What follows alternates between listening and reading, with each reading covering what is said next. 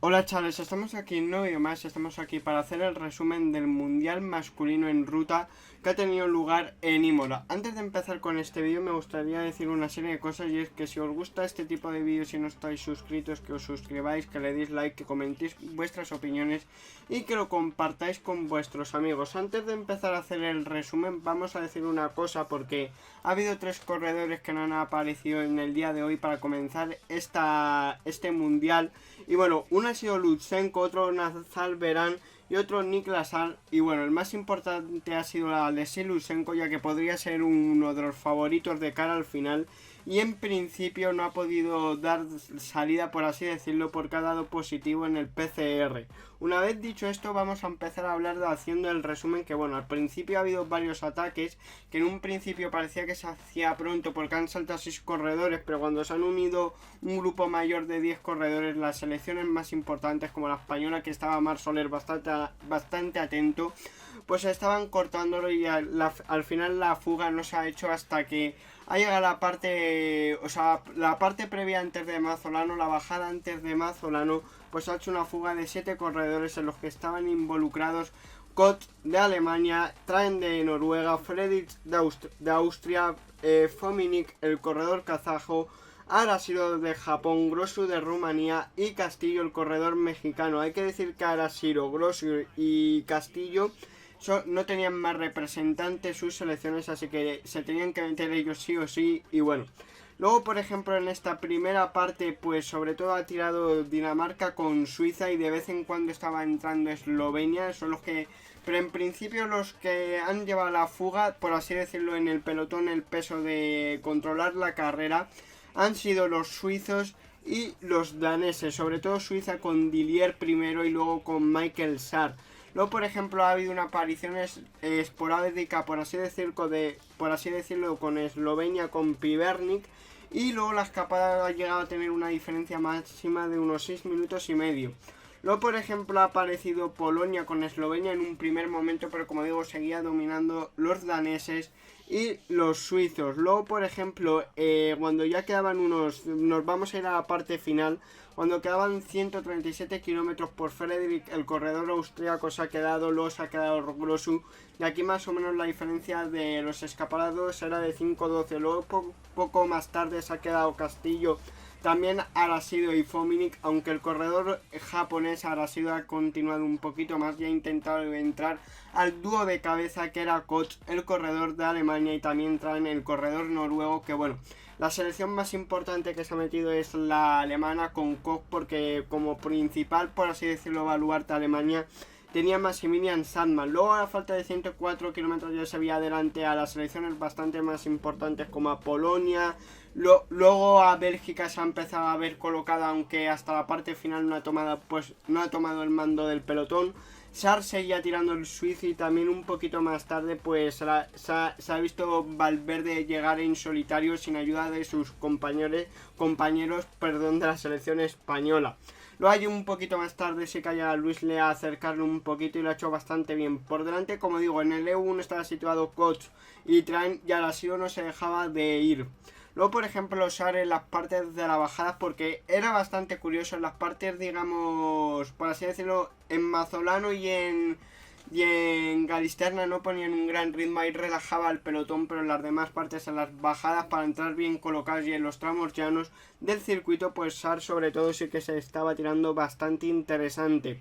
Luego, como digo, a falta de 76 kilómetros seguían tirando los daneses y suizos, y también los eslovenos con alguna que otra aparición esporádica, y luego cuando quedaban dos vueltas ha aparecido Francia, que ha dado el primer tirón con Quentin Parcher y Nan Peters en la parte de Galistenia. Por cierto, aquí en esta parte de que estaba tirando Quentin Parcher y Peters haciendo, digamos, la primera criba, sobre todo Pogacar estaba muy expuesto, y Landa estaba bastante bien colocado cuando todavía quedaban 3 vueltas, que cuando ha decidido Francia tirar. Luego, por ejemplo, con el ritmo que ha puesto Quentin Parcher y Nance Peter, la selección francesa pues han cogido a los dos escapados, a Train y a Koch. Y luego, por ejemplo, a falta de 57 kilómetros hemos visto que Pogacar tenía problemas mecánicos y ha tenido que coger la otra bici, en la que no tenía potenciómetro ni nada. Ya sabemos ya sabemos que, bueno, en el Tour de Francia lo hizo bastantes veces, pues aquí también ni GPS, ni potenciómetro, ni nada.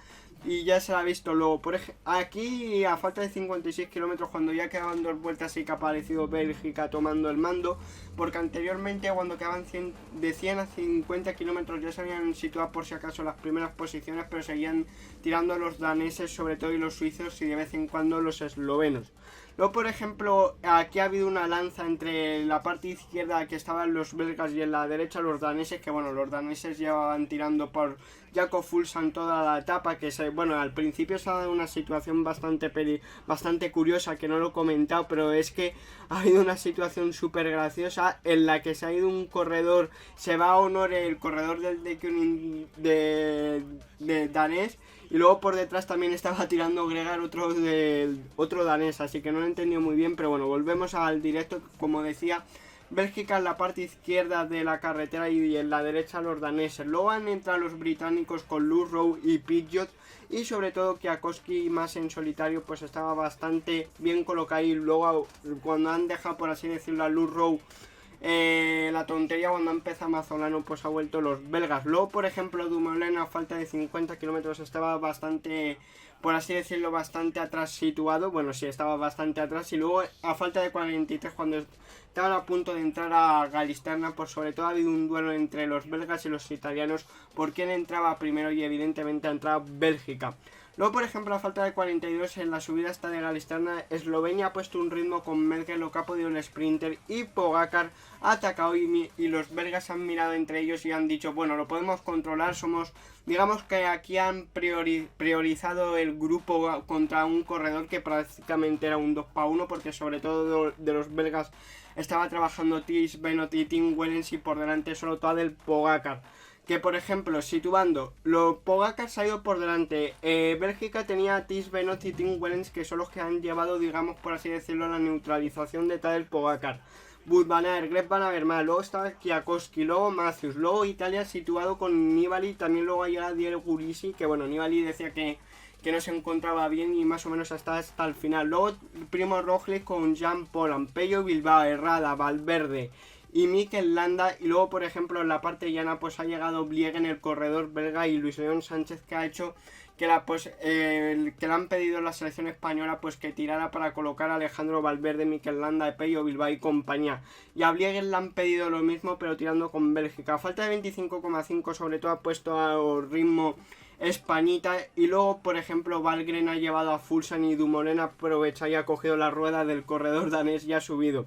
Luego, como digo, el esfuerzo seguía siendo de Tim Wellens y Tish Benoot, y luego cuando ha empezado la subida de Mazzolano, si no me equivoco, pues Mikel Landa ha puesto bastante ritmo y Dumoulin le seguía. Por ejemplo, ha atacado Dumoulin cuando seguía por delante Pogacar en Galisterna, pues ha atacado Dumoulin, Greg Van Avermaet controlando con Wout van Aert, y luego más tarde sobre todo la ha intentado Julian Martin con Rigoberto Urán. Luego, por ejemplo, la ha intentado la selección italiana con Damiano Caruso, Richard Carapaz y Wout van Aert a su rueda. Luego, a falta de 20,7, se ha ido un grupo bastante bueno con Nibali, Mikel Landa, Wout van Aert, Rigoberto Urán, y mientras tanto por detrás en la selección francesa, para controlar para Julian Alaphilippe, estaba tirando Julian Martin. Que aquí, bueno, no sé cómo seguían tirando Nibali, Landa y Urán, porque teniendo a Wout van Aert llegando al sprint les podría hacer un destrozo. Luego, sobre todo, Rigoberto Urán la ha vuelto a intentar con Mikel Landa, y luego a falta de 17 kilómetros ha vuelto a hacer un corte en con más nada. Jan Polan, Carapaz, Alaphilippe, Pello Bilbao y Greg Van Avermaet.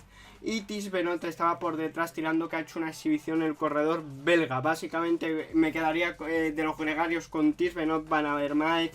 También Mikel Landa lo ha hecho bastante bien. También algún danés, también a lo mejor Michael Sarr, o por parte de Suiza Michael Sarr o Dillier. Bueno, aunque Sarr ha sido un poquito más cerca de la línea de meta. Pero como digo, más nada, no entiendo muy bien por qué estaba tirando, porque es lo mismo que la situación de antes de Nibali, Landa y Urán, que estaban con Van Aert. Pues aquí más nada, no sé por qué seguía tirando Jan Polan, porque tenían a Carapaz, a Alaphilippe, Pello Bilbao y Greg Van Avermaet.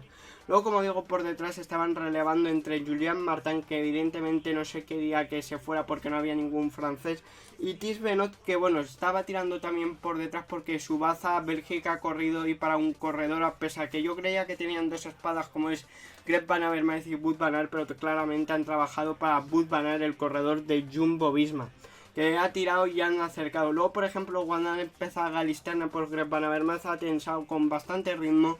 Y Hirschi le vemos bien colocado, que al principio ha hecho, como digo, junto a Suiza y los daneses, pues han hecho el esfuerzo y evidentemente aquí ya no le quedaba ningún corredor. Y luego también coloca bien Roglic. Luego ha salido Hirschi, que ha atacado. En un principio lo ha seguido Wout van Aert, Vincenzo Nibali, Michał Kwiatkowski, Roglic, Alaphilippe, Sadman y Jakob Fuglsang. Luego la vuelta a intentar Michał Kwiatkowski, que aquí ya por ejemplo Vincenzo Nibali ya se había quedado, que se ha ido Kwiatkowski, Alaphilippe, Van Aert, Fuglsang, Hirschi, Roglic. Y cuando estaban a punto de coronar, a pocos metros de coronar Galisterna, pues Alaphilippe coronando ha lanzado un ataque. Y finalmente Fuglsang un poquito más tarde a intentar reaccionar, que se forma un grupo con Fuglsang, Michał Kwiatkowski, Wout van Aert, perdón, Primo Roglic y Hirschi. Evidentemente Alaphilippe iba en solitario, que evidentemente pues él no iba a bajar el ritmo, pero por detrás se notaba que los relevos eran un poquito irregulares. En un principio Wout van Aert intenta lanzar ataques para acercarlo, ya sea antes de llegar al circuito de Imola o en el propio circuito, y Hirschi ha intentado llevar la pequeña bajada, pero evidentemente Alaphilippe tampoco es que sea muy malo bajando. Luego, como digo, a 6 kilómetros, pues Van Aert, lo que digo, lanzando varios ataques y Hirschi en la bajada. Pero a falta de 3, por ejemplo, antes de entrar al circuito de Imola, pues había un repecho y Wout van Aert intentó acercar, pero ya no podían. Y finalmente, como estáis viendo en pantalla, Julian Alaphilippe ha llegado en solitario, Wout van Aert ha llegado a ganar el sprint del grupo. Y luego la última medalla, por así decirlo, será la lucha entre Hirschi y Michał Kwiatkowski. Quinto ha sido Jakob Fuglsang. Si no me equivoco, sí, quinto Jakob Fuglsang, sexto Primo Roglic, Matthews séptimo, octavo Valverde, noveno Sadman, décimo Damiano Caruso, que es el primer italiano, también quedó décimo en la clasificación general.